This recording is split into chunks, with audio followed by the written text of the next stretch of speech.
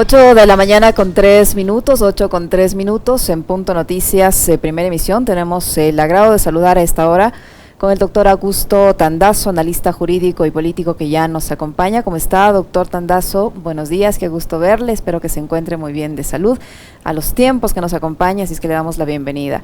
Yo quisiera comenzar preguntándole respecto a lo que conversábamos con el anterior invitado, en el sentido de que los trabajadores petroleros han hecho un estudio técnico que demuestra que no hay subsidio a los combustibles y que lo que se está haciendo a través de las autoridades estatales es engañando a la población, haciendo ver que se paga un subsidio que ni siquiera consta en el presupuesto general del Estado como un gasto. ¿Qué decir frente a esto que dicen los trabajadores petroleros y la versión del gobierno de que se va a destinar solo para cubrir los 15 centavos de reducción en las gasolinas y el diésel, 340 millones de dólares? Buenos días, bienvenido. Ya, ahí estamos bien. Ahí estamos perfectos. Ahí le escuchamos. ¿Cómo está? Buenos días, buenos días, Alexis. Qué gusto, doctor. Esto lo hemos dicho no ahora. Y qué bueno que los trabajadores petroleros, a través de un vocero tan importante como David, comiencen a hablar de esto, porque los trabajadores petroleros han sido chicos silencio durante muchísimos años, que no han dicho nada por miedo a que los voten. Entonces, qué bueno que lo digan, lo que hemos dicho muchos años antes. No hay tal subsidio. Para decirlo en cortas palabras, se valora, para calcular el precio de los combustibles y decir que hay un subsidio, se valora lo que debe haber dicho David, se valora el precio del crudo, supuestamente que se procesaría a precios internacionales, pues. Pero si nuestro crudo ecuatoriano es nuestro crudo, pues, ¿cómo podemos valorarlo a un precio ficticio, que es un precio internacional? Entonces ahí viene la distorsión del tema. Pero el tema no queda allí, sino que no se ataca a la causa del problema, y ahí los invito a los trabajadores petroleros a que hagan un giro de calidad en su análisis. A ver, el tema no es un problema discutir el subsidio, que el precio arriba, que el precio abajo, que las bandas, que el congelamiento. El tema es que seguiremos con esta cantaleta hasta el fin de los siglos, mientras no entendamos que las tres refinerías no cubren más que entre el 30 y el 35% de la importación de combustibles. Y eso cubren porque son refinerías que, si bien se rescató en parte en la capacidad de procesamiento de las refinerías, son refinerías que producen más del 50% de productos pesados, que también, como lo dijo David, tienen su valor, pero no tienen el valor de un producto liviano, que es la gasolina y el diésel. Entonces, tener unas cafeteras como las que tenemos, sin avanzar hacia un upgrade, para lograr que esas refinerías sean más eficientes en la calidad de los productos. Primera cosa. Y la segunda, si ustedes analizan el comportamiento del consumo y sus variables de crecimiento, ese consumo va en subida.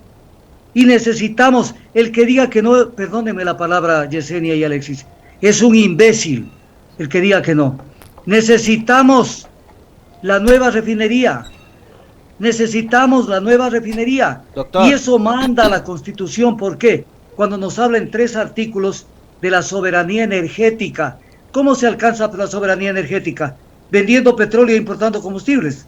Al revés, doctor. Entonces, hay una pregunta, por favor. Y primero déjeme darle también la bienvenida. Un gusto volver a tener siempre sus criterios, sus opiniones tan sesudas.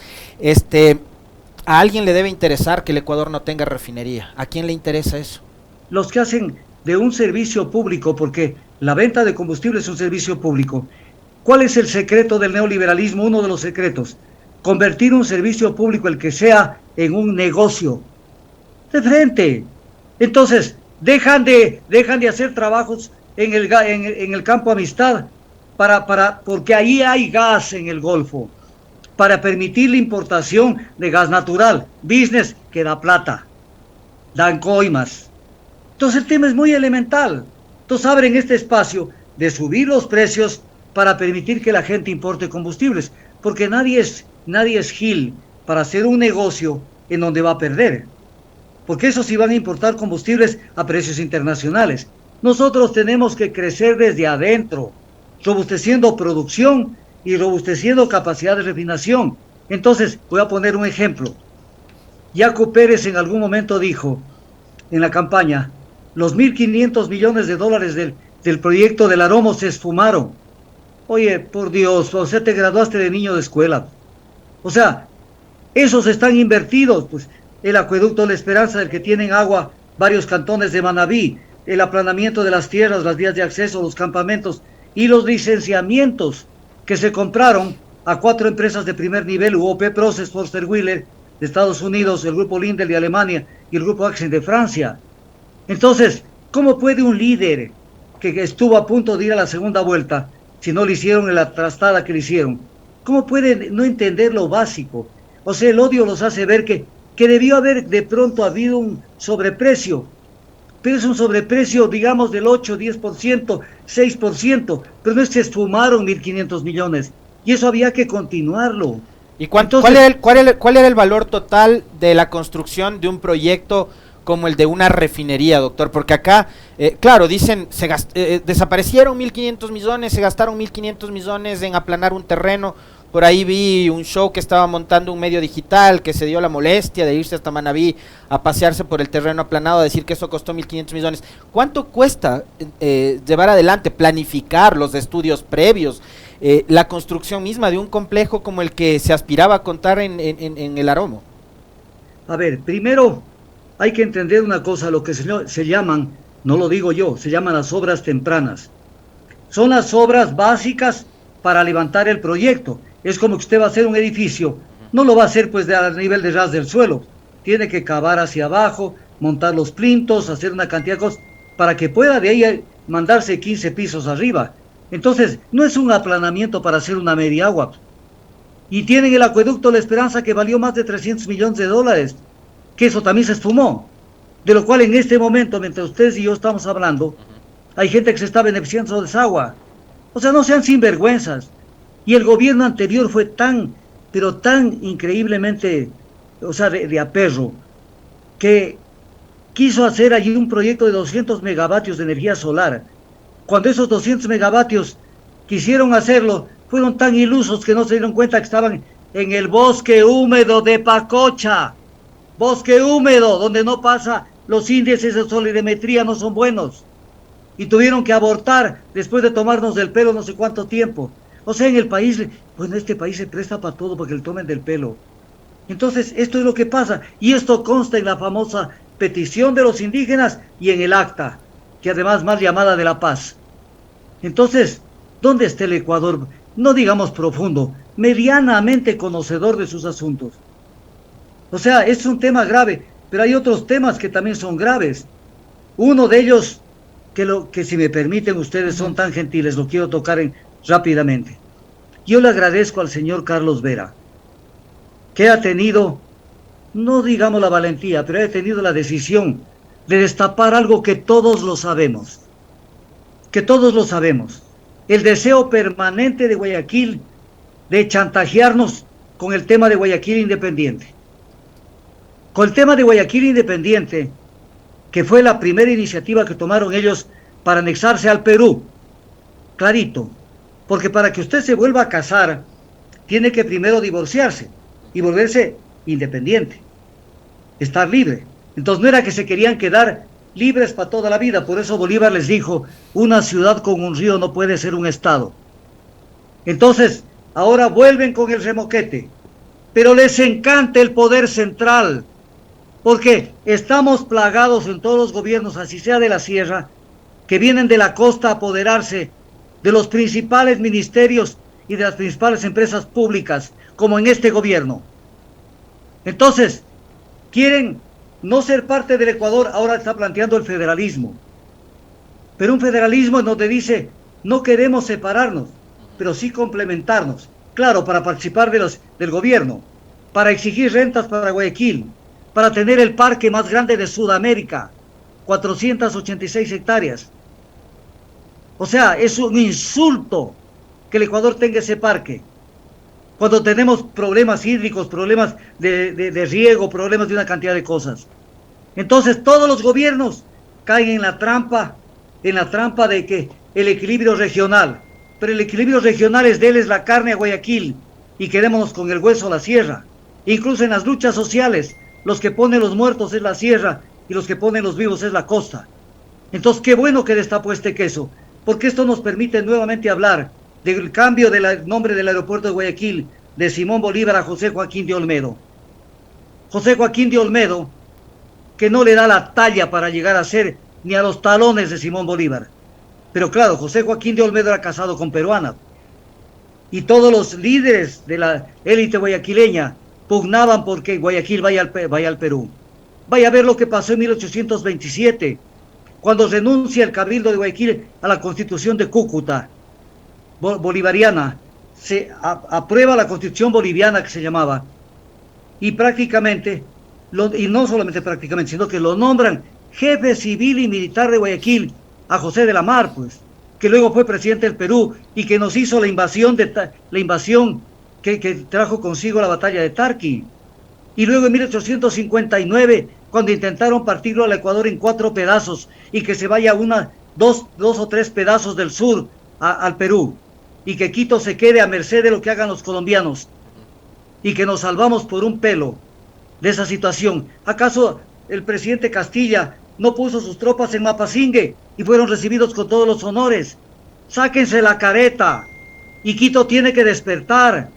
El presidente Lazo en octubre del 2022, el 9 de octubre, dijo: la independencia del Ecuador comenzó con el 9 de octubre de 1820. Eso fue un insulto a la capital, porque lo que le dio gloria a Quito, entre otras cosas, fue el 10 de agosto de 1809, y no hubo un concejal ni un alcalde que le diga al presidente: oiga, ¿qué le pasa? Pues el 10 de agosto de 1809, por eso le llamaron desde Chile la luz de América a Quito, porque ¿acaso que fue un juego de niños? Por eso es que el 2 de agosto de 1810 hubo tantos muertos. Oiga, doctor, pero si algo nos faltaba para regresar a la década de los 90, finales del siglo anterior, era justamente que nuevamente cobren fuerza estos discursos separatistas, aunque ellos los llaman autonomistas, ¿no? Estos discursos separatistas. Pero ahora, estos personajes de la política actual, quienes están gobernando y quienes le ayudaron a llegar al poder a Guillermo Lasso, que siempre fueron críticos de lo que estábamos viviendo antes, que le acusaban a Correa de haber ultrapolarizado el país, terminan llevándonos a un nivel de polarización que vea usted de lo que estamos hablando, ¿no? O sea, no estamos hablando de resolver los 10 pedidos de la CONAIE, no estamos hablando de cómo solucionar esta grave crisis política, social y económica que vive el país, sino que estamos hablando del dislate de un par de periodistas guayaquileños que dicen que hay que declarar República Independiente de Guayaquil. O sea, ¿por qué llegamos a esto? Los grandes demócratas, los que amaban al Ecuador, los patriotas, ya que cuestionaron todo lo malo que se vivió durante una década, llegan ahora con este discurso, incluso a hablar de separatismo, de autonomismo, etcétera, etcétera. El mérito de esto está en que Carlos Vera le traicionó el subteniente y dijo lo que piensa la élite guayaquileña, y ese ha sido el chantaje de siempre. Es un chantaje pero apestoso. Vaya a ver, por ejemplo, el Ministerio de Energía en este momento está cundido de guayaquileños, sin la debida profundidad ni preparación. Lo único que tienen que exhibir es la cédula, que son nacidos en 09. Punto, nada más. Y ya vaya a ver la gente que traen pobretes que regresan ricos. Eso ha sido la historia de los años X del funcionamiento de la... Pero hay que superar eso para Estado. Construir un verdadero Estado-nación, pues Ecuador, como república. Estamos celebrando el bicentenario y ahorita empiezan con estos discursos separatistas. Verá, no es que empiezan, siempre lo han tenido adentro. Por eso, aquí en Quito nadie se preocupó cuando le cambiaron el nombre al aeropuerto Simón Bolívar. Nadie se preocupó. O sea, ve lo que han hecho, punto. Nadie les dijo: oye, cuando le quitaron el nombre de la calle Quito en Guayaquil, que lo hizo esa persona de trasnochada Illingworth. ¿Qué hizo Quito? Nada. Cuando nos ofende diciendo que la independencia de Quito comenzó en octubre de 1820, cuando a Sucre le hicieron la vida imposible en Guayaquil, tanto que se tuvo que ir a vivir en Yaguachi. El problema es que nuestros historiadores son alcahuetes. No les gusta mojar el poncho, no les gusta comprometerse con poner el dedo en la llaga y decir la verdad. Entonces es hora de ponernos Entonces, de pronto se llenan de una cantidad de gente de Guayaquil. En este momento, la SELEC, por ejemplo, ¿cuál es la cédula? Guayaquileño, adentro. Ah, este ha sido Serrano. Serrano come papa con gusano, para afuera. Se acabó. Doctor. Y los quiteños felices. Y después ya son expertos energéticos. Este señor Vera, ministro de Energía, después ya lo entrevistarán como experto energético. Un ignorante que no sabe del sector. Doctor. Y Francisco Jiménez, ¿qué les dio a los indígenas en el acuerdo? Les reconoce territorios ancestrales. ¿Cuáles territorios ancestrales? Si el territorio es un concepto diferente al de tierras, y el territorio tiene que ver con la vigencia y la existencia de un Estado. Tiene que haber un Estado. Entonces, te estamos reconociendo un Estado indígena. O sea, esta vaina que se llama Ecuador, un día amanecemos y ya no quedó nada. No sabemos si pertenecemos a Ucrania, a Venezuela, a Colombia, lo que sea. No sabremos. Porque todo es una irresponsabilidad. Los indígenas les vale un comino lo que está pasando en el Ecuador. Los indígenas están peleando por territorios. Doctor, eso Vea iba. Lo que dijo Marlon Vargas. Doctor, a Marlon eso iba. Vargas dijo. A eso iba, doctor. Dijo, ¿Cómo analizar el resultado después del paro nacional? Un gobierno debilitado, un movimiento indígena robustecido, fortalecido. ¿Qué puede pasar hoy? Hay la audiencia de juicio rápido en contra del presidente de la CONAIE, Leonidas Issa, y de ese resultado una audiencia que por cierto se va a realizar en medio de un plantón de los movimientos indígenas que van a, digamos, de cierta forma respaldar al señor Leonidas Issa que enfrenta hoy ese proceso judicial. Pero ¿qué puede pasar si ese resultado judicial no le es favorable al señor Issa? Los días de paz, o estos pocos días de paz, entre comillas, que ha tenido el país, pueden tornarse nuevamente complicados, ¿cree usted? ¿Cómo ver ese caso? ¿Cuál es el resultado del paro? ¿El movimiento indígena se ve fortalecido? ¿El gobierno está debilitado? ¿Y qué puede ocurrir si el resultado del proceso judicial es contrario al señor Issa el día de hoy? A ver, yo cuando leo y veo muchas cosas, me asombra. Porque, por ejemplo, hay un documento que es hermoso, que no lo conocen los periodistas, no lo conocen los políticos, no lo conocen los líderes sociales. Es los estándares de la Comisión Interamericana de Derechos Humanos, aprobado por ellos.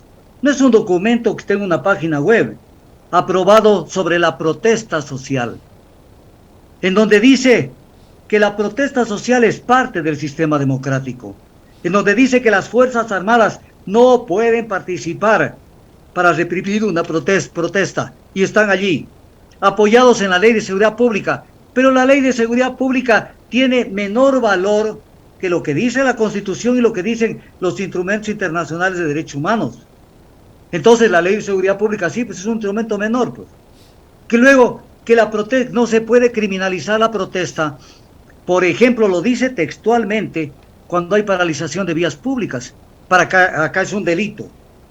Cuando la señora Cintia Viteri, que ya sabe que ella está libre, paralizó el aeropuerto de Guayaquil y metió carros y etc. cosas para que no vengan a realizar tareas humanitarias el avión de Iberia, se le inició el proceso penal, duerme el sueño de los justos. Entonces, ¿de qué estamos hablando? Este es un país que no es serio. No es serio porque no se pone el dedo en la llaga. Entonces, por ejemplo, por lo menos a mí, ya si el resto dice que sí, es problema de ellos. A mí no me representa Issa. Issa es el 6.8% de la población y con intereses de destrucción del Estado unitario del Ecuador. Por eso tiene la huipala como bandera. Por eso ellos pugnan por el Abya Yala. Hablemos claro. Ellos quieren separar, hablan de la autodeterminación de los pueblos en el documento que firman con Francisco Jiménez. Entonces uno dice, ¿quién es Francisco Jiménez? O ignorante, pues, que no sabe lo que está firmando. No sabe lo que está firmando. Entonces, ¿qué es lo que pasa allí? El gran problema que tenemos en el Ecuador, que lo dijo Bolívar en su momento.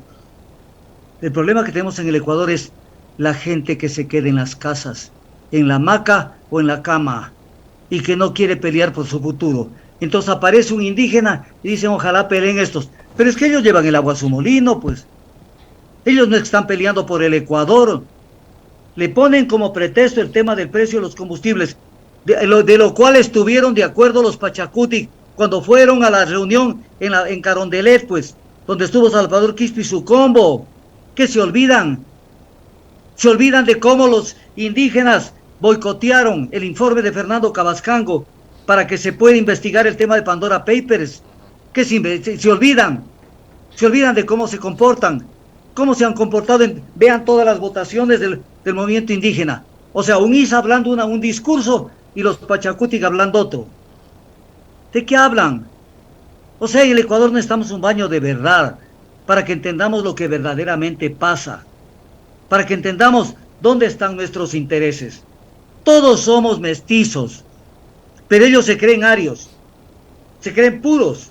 Un Leonidas Issa, que bueno que Emilio Palacio se haya hecho eco de palabras que yo las vengo diciendo desde hace años. Issa, apellido vasco, Salazar, apellido castizo. ¿De qué indígena me hablan? Los Vargas, los Quispe Solano y etc. cosas. ¿De qué indígenas puros? Además, indígenas que vinieron con la conquista incaica. ¿Acaso son ancestrales? Los de la sierra no son ancestrales.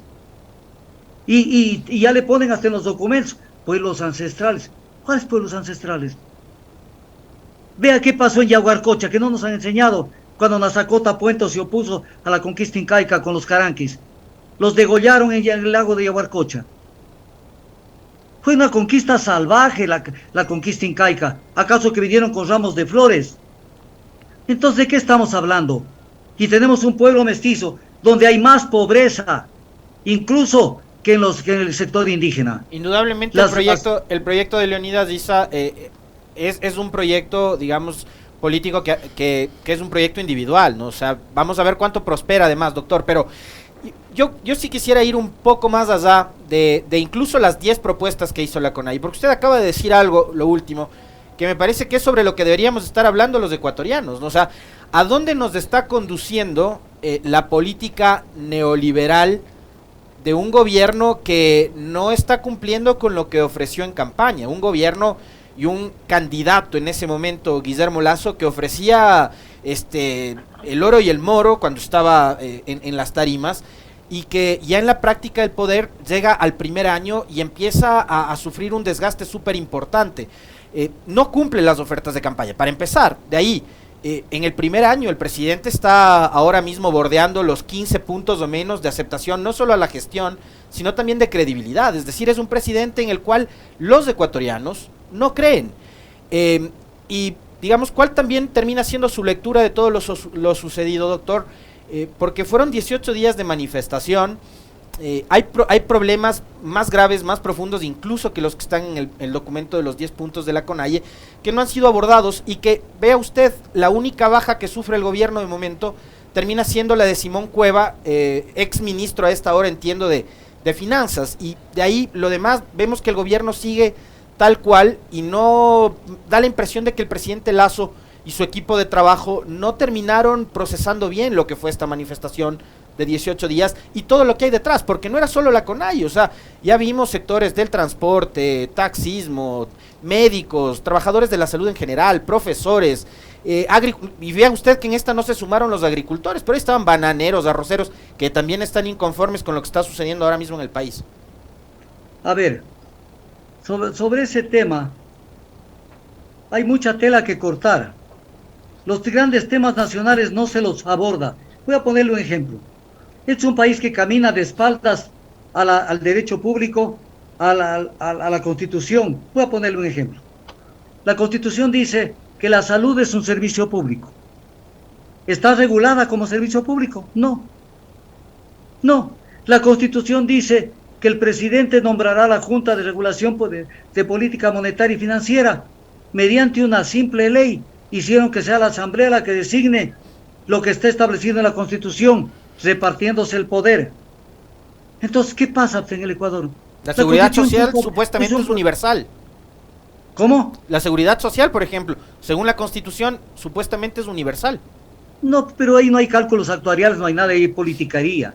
Entonces, no vamos a ningún lado. Vea, tenemos el caso Singue, donde fuimos a arbitraje internacional. ¿Pero por qué fuimos a arbitraje internacional? porque el arbitraje está pactado en el contrato firmado en la época de Correa, pues. Entonces Correa creía en el arbitraje internacional, a espaldas de lo que dice el 322 de la Constitución. Lo creía, pues. Si más neoliberal de los neoliberales ha sido él, pues. Si le hizo barbaridades en esa materia, se reunió de neoliberales. Mire el gran favor que le hizo al gobierno planteando la muerte cruzada. Es elemental, como se dice elemental, mi querido Watson. Antes de lanzar un proyecto, y eso lo sabemos quienes hemos estado envueltos en alguna cosa, se hace un consenso. ¿Por quién van a votar? Y se va morigerando, se va cambiando el texto para llegar a un texto de consenso y se lo plantea. Lo lanzaron para quemar la instancia de la facultad de la muerte cruzada. Que por ahí sale algún trasnochado que ya nos tiene acostumbrados a decir que no está quemado, es que puede volver a utilizarse. Esa facultad, ¿cuál es la facultad? De destitución ya se quemó. Ya se quemó. Y entonces, esos son los grandes pactos, como cuando se olvidaron de aplastar el dedo en la aprobación de la ley de desarrollo, en la desaprobación de la ley de desarrollo económico, y dijeron que no lo hacían porque les iban a decir golpistas. Ahí hay un pacto subterráneo que la gente no lo está viendo, que viene desde cuando intentaron hacer mayoría en la asamblea con los socialcristianos, y Correa dijo que son de las personas más serias que hay en la asamblea los socialcristianos. Entonces, este país necesita un baño de verdad, porque vivimos del cuento. O sea, lo que le dicen los árabes, enamórate con los ojos abiertos, para que te des cuenta dónde están los verdaderos intereses. A veces el que te ayuda es el que te insulta, pero por debajo es el que te está ayudando, porque van quemando procesos. Entonces el Ecuador no avanza. Le pongo un ejemplo del caso Singue, que ayer lo estaba analizando. Del caso Singue. ¿Cuándo comienza a hacer crisis el contrato del campo Singue? Cuando el Ministerio de Finanzas, en el 2014, le boicotea al Ministerio de Energía la construcción de un oleoducto para evacuar la producción de Singue. Y en el 2014, ¿quién era el presidente?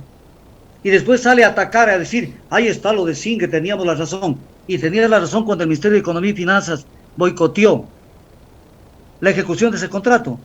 O sea, en este país, la base del éxito en cualquier faceta de la vida, y en la política también, es la información. Cuando se está bien informado, se sale adelante, como cuando el padre de Andrés Arauz hizo un análisis que lo publicó y yo lo rescaté de las cenizas y lo volví a publicar, y dijo que la peor renegociación de los contratos petroleros fue la del 2011.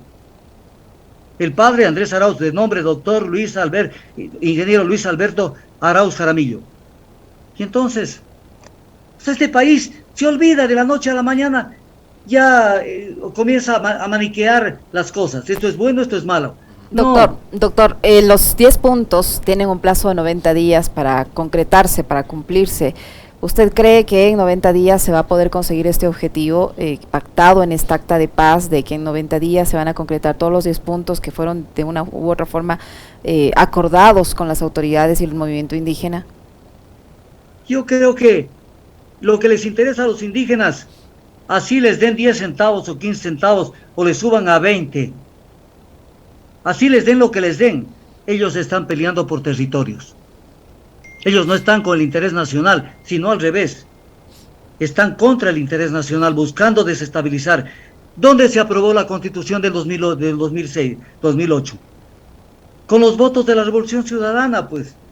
Donde metieron, por eso el mismo Correa, cuando recibe el texto de la Constitución, que él ya lo conocía, dijo, y está publicado esto, la Constitución contiene barbaridades, pero apoyó que se apruebe, porque si no se quedaba en el aire tenía que irse a la casa.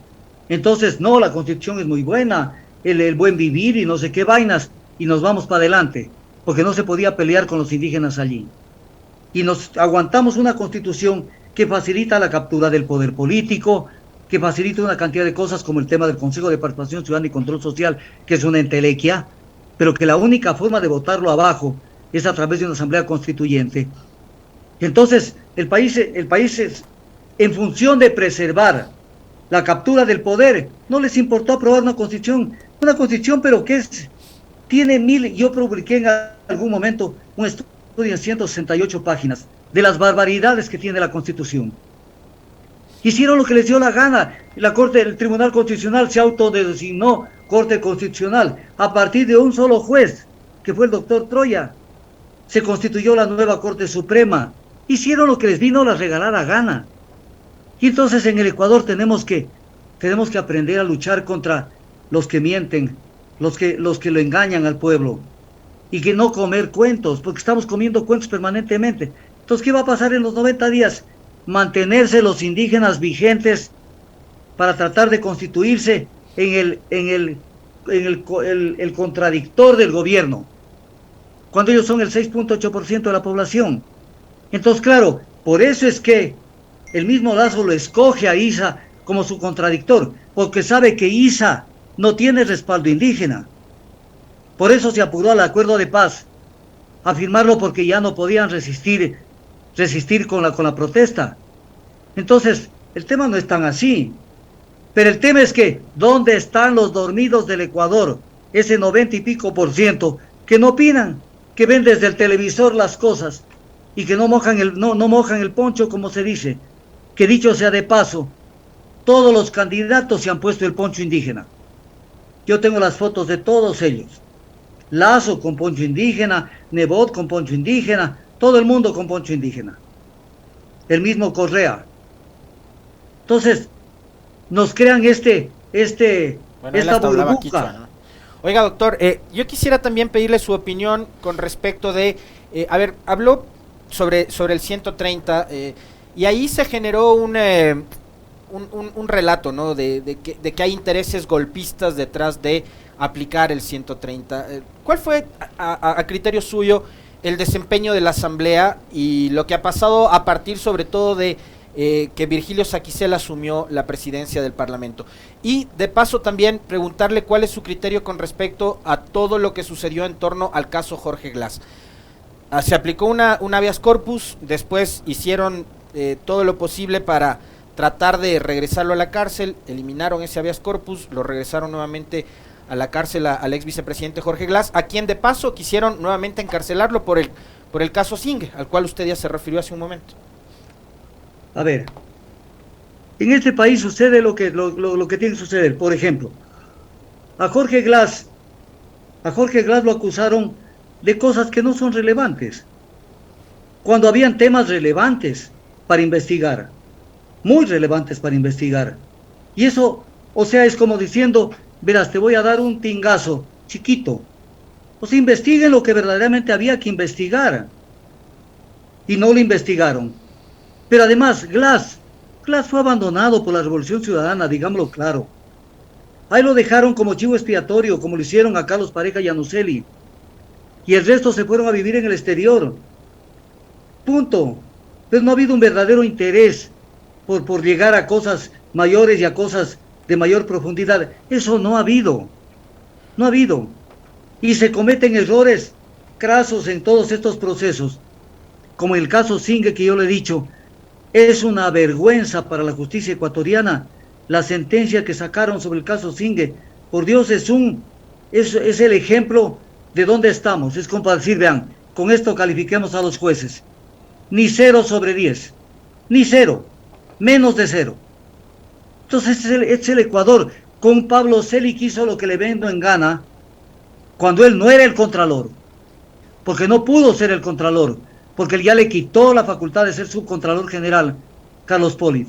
Y sin embargo lo aguantaron. Y cuando plantearon la destitución de Celi, no permitieron que se revise este tema, sino solamente otro tipo de cosas, porque se daban cuenta que había que legalizar todo lo actuado por Celi, las brutalidades que hizo. Y hoy tenemos un contralor que nació como espuma del aire. Y entonces, esa elección de fiscales fue terrible para el Ecuador. Y ahí están. Y no pasa nada en el Ecuador. Y una Corte Suprema Nacional de Justicia y una Corte Constitucional que saca una resolución, una sentencia y se contradice al poco tiempo. O sea, este país es casi como para volverlo a fundar, comenzar de cero y prohibir, es decir, se prohíbe los cuenteros, se prohíbe los mentirosos. Por ejemplo, la izquierda democrática. Por Dios, tenemos que hacer un pedido nacional de que le cambien de nombre. De izquierda no tienen nada. Ellos vienen votando por la derecha desde hace muchísimos años. Es la derecha, ni siquiera democrática, es la derecha de la sierra. Es la derecha de la sierra. Entonces, todo eso tenemos que ver. Los social cristianos. Vea lo que dijo Alfredo Serrano. Lo que dijo Alfredo Serrano en Ecuavisa el jueves. Y perdonen que cite la fuente. Por favor. Dijo, nosotros nos ha tratado mal el gobierno de Lasso, pese a que lo salvamos del caso Pandora Papers. Más claro no canta un gallo. En el caso Pandora Papers estaba embarrado hasta no sé dónde Lasso. Y la ley lo acusaba a Lasso, porque no podía él traspasar sus bienes a sus hijos. Porque esa es una simulación, es una transferencia ficticia, ni a su mujer. Y lo hizo, y todo el mundo lo sacó del lío de Pandora Papers, y lo anatemizaron a Fernando Cabascango. Entonces, ¿dónde está el país? ¿Dónde está el país que fiscaliza adecuadamente los actos del poder político? No existe, porque la gente sigue viendo Ecuavisa, sigue viendo Teleamazonas, sigue comprando el comercio, y no se profundiza dónde están los grandes problemas nacionales, para ponerlos contra la pared. Hoy de mañana prendí la televisión y en Ecuavisa estaba Carlos de la Torre, pontificando sobre lo que hay que hacer en materia de economía. Pero se olvida este sujeto que trabajó como ministro de Economía de Moreno. Se olvida que cuando le preguntaron por la deuda interna, que es muy importante en el Ecuador por el monto que tiene, ahí está quebrado el seguro social y otras cosas más, dijo, eso es como deberle a la esposa. Y la gente lo sigue invitando, aquí mismo lo he visto sentado, y nadie le dice, oiga, sigue sosteniendo la tesis de que la deuda interna es como deberle a la esposa, porque incluso es hasta ofensivo a la esposa, a la mujer. O sea, es como que la esposa no hay que pagarle, la que hace las compras del mercado, y no hay que darle nada, que vea dónde consigue. Entonces, memoria, tenemos que incrementar el consumo de sardina en el Ecuador. Memoria, porque la memoria falla. Doctor. La memoria falla y nos olvidamos de votaciones trascendentes, sí, de propuestas. Hoy está volviendo a decir Correa que se una la derecha y la izquierda en torno a su proyecto. Lo acaba de decir. O sea, no hay ideologías entonces. No hay ideologías. Entonces que Nebot vaya a la Revolución Ciudadana. Oiga, doctor, no y la actitud de Nebot, digamos, yo a ratos veo que Nebot usa muy bien los silencios. Los silencios en política son necesarios, son muy bien pensados además los silencios.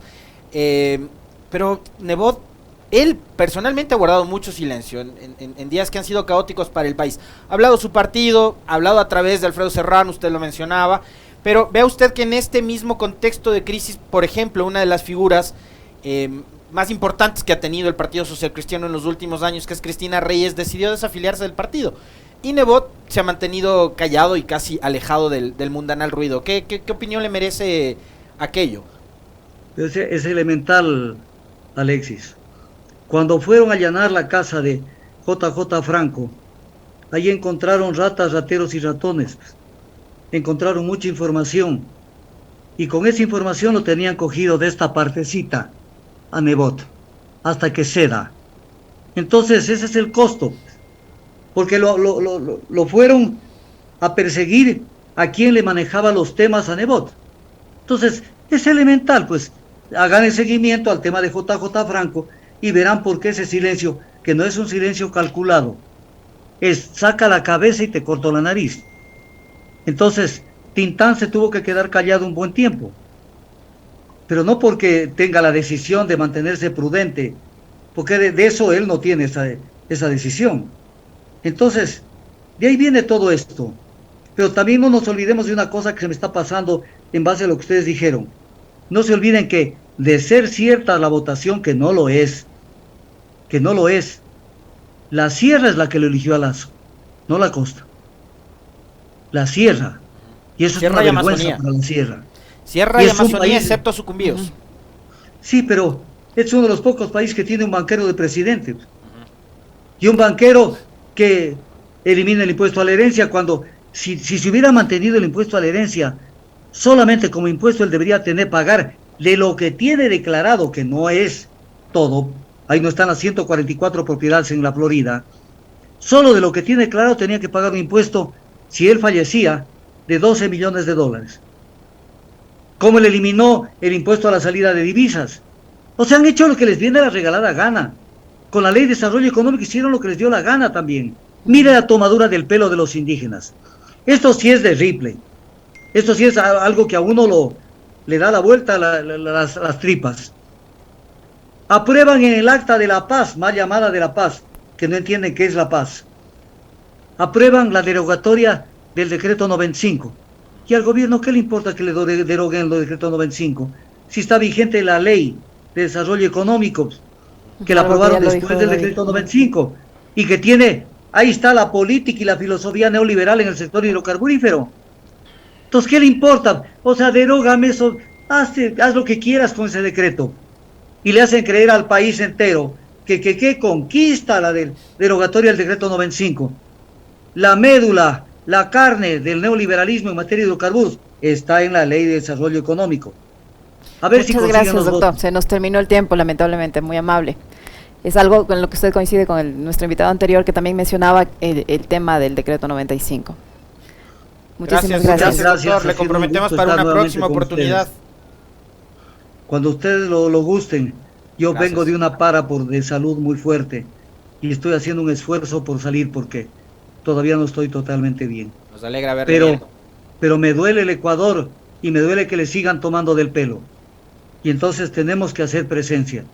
Y muchas gracias por la invitación. Que se recupere satisfactoriamente, doctor. Muchas gracias. A usted, muy amable por habernos acompañado. El doctor Augusto Tandazo, analista jurídico y político que ha estado con nosotros, 8:45. Enseguida regresamos.